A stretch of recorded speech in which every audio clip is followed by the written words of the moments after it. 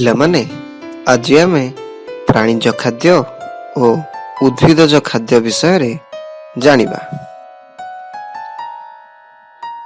ଭାତ ଆମକୁ ଉଦ୍ଭିଦ ଠାରୁ ମିଳିଥାଏ।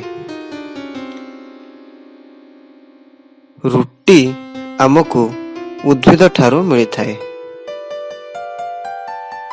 ଡାଲି ଆମକୁ ଉଦ୍ଭିଦ ଠାରୁ ମିଳିଥାଏ। ବିଭିନ୍ନ ପ୍ରକାର ପରିବା ଆମକୁ ଉଦ୍ଭିଦ ଠାରୁ ମିଳିଥାଏ। ଫଳ ଆମକୁ ଉଦ୍ଭିଦ ଠାରୁ ମିଳିଥାଏ। ମାଛ ଆମକୁ ପ୍ରାଣୀ ଠାରୁ ମିଳେ। ମାଂସ ଆମକୁ ପ୍ରାଣୀ ଠାରୁ ମିଳେ। ଦୁଧ ଆମକୁ ପ୍ରାଣୀ ଠାରୁ ମିଳେ।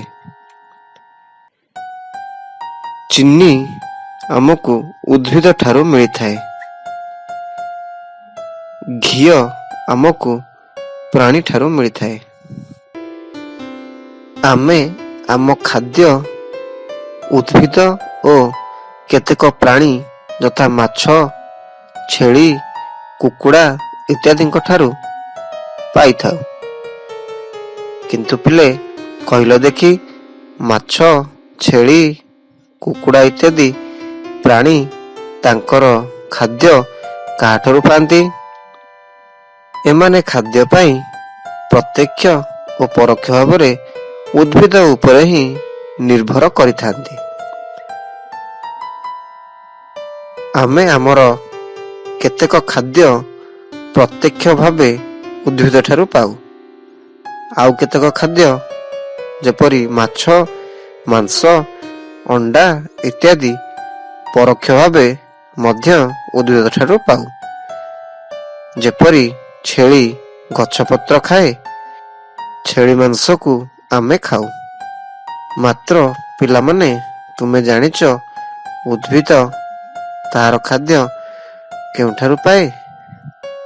ଉଦ୍ଭିଦ ତାହାର ନିଜର ଖାଦ୍ୟ ପତ୍ରରେ ପ୍ରସ୍ତୁତ କରିଥାଏ। ଉଦ୍ଭିଦ ମାଟିରୁ ଜଳ ଓ ଖଣିଜ ଲବଣ ଶୋଷଣ କରି ପତ୍ରକୁ ଦିଏ। ପତ୍ର ତାହାକୁ ସୂର୍ଯ୍ୟାଲୋକରେ ବାୟୁରୁ ଅଙ୍ଗାରକାମ୍ଳ ବାଷ୍ପ ନେଇ ଖାଦ୍ୟରେ ପରିଣତ କରେ। ଏଥିରୁ ଆମେ ଜାଣିଲେ ଉଦ୍ଭିଦ ନିଜର ଖାଦ୍ୟ ନିଜେ ପ୍ରସ୍ତୁତ କରିପାରେ, କିନ୍ତୁ ପ୍ରାଣୀମାନେ ନିଜର ଖାଦ୍ୟ ପାଇଁ ଉଦ୍ଭିଦ ଉପରେ ନିର୍ଭର କରନ୍ତି। ଆଜି ଆମେ ପ୍ରାଣୀ ଠାରୁ ମିଳୁଥିବା ଖାଦ୍ୟ ଓ ଉଦ୍ଭିଦ ଠାରୁ ମିଳୁଥିବା ଖାଦ୍ୟ ବିଷୟରେ ଜାଣିଲେ। ଏବେ ଚାଲ ଏହି କାର୍ଯ୍ୟପଦ୍ଧତିକୁ ପୂରଣ କରିବା।